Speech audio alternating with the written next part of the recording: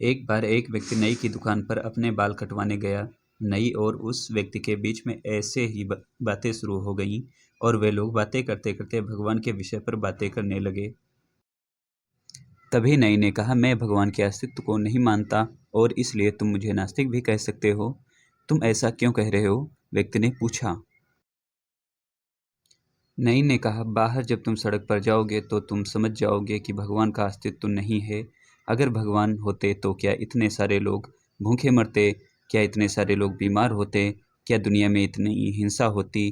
क्या कष्ट या पीड़ा होती? मैं ऐसे निर्दयी ईश्वर की कल्पना नहीं कर सकता जो इन सब की अनुमति दे। व्यक्ति ने थोड़ा सोचा, लेकिन वह वाद विवाद नहीं करना चाहता था, इसलिए चुप रहा और नई की बातें सुनता रहा। नई ने अपना काम खत्म किया और वह व्यक्ति नई को पैसे देकर दुकान से बाहर आ गया। वह जैसे ही नई की दुकान से निकला, उसने सड़क पर एक लंबे घने बालों वाले एक व्यक्ति को देखा, जिसकी दाढ़ी भी बढ़ी हुई थी।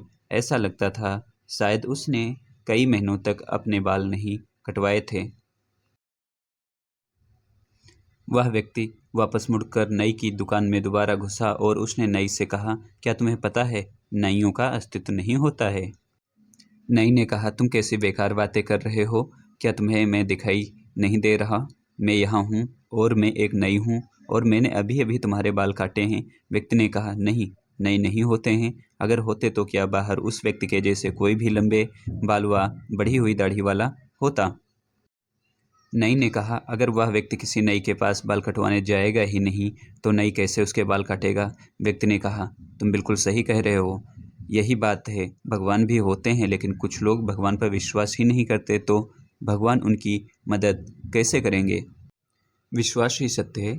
अगर भगवान पर विश्वास करते हैं तो हमें हर पल उनकी अनुभूति होती है और अगर हम विश्वास नहीं करते तो हमारे लिए उनका कोई अस्तित्व नहीं।